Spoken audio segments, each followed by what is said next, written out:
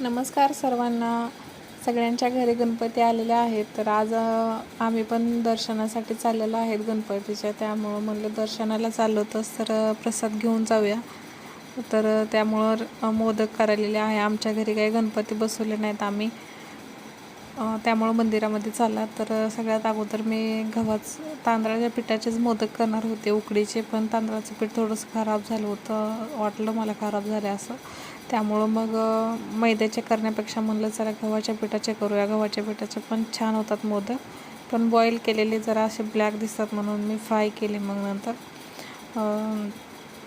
तर त्याआधी पीठ तिंबून घेतलं, सारण वगैरे केलं, खोबरं तुपामध्ये परतून घेऊन त्याच्यात साखर वगैरे घातली, खोबरं खिसून घेऊन शेणी, ओलं नारळ आणि चपाती लाटून शेणी. मग छोटे छोटे सारखं लाटण्यापेक्षा मी एकदमच मोठी चपाती लाटून घेऊन ग्लासनं त्याला कट करून असं केलं, म्हणजे आपलं काम पण लवकर आवरते आणि तेच पटपट होते. त्यामुळं मग अशी केली मी मोदक.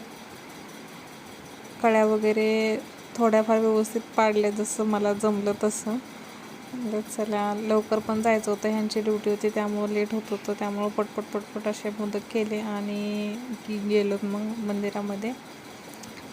तर हे पहा मोदक, अशाच प्रकारे हे सगळे मोदक करून घेतले मी. त्यानंतर करांची पण केली आणि मंदिरामध्ये गेलो, दर्शन वगैरे घेतले, गणपतीचे प्रसाद वगैरे चढवला आणि लाडलीने आणि गुणगुणनं आणि पप्पांना तिच्या मस्त भजन वगैरे केलं. आम्ही थोडंसं देवाच्या मंदिरामध्ये बसलो निवांत 10 मिनिट, थोडंसं भजन वगैरे केलं. थोडं शांततेनं असं एकदम चांगलं वाटत होतं. मंदिरात गणपती आलेत ते सगळीकडं असं आनंदी वातावरण आहे.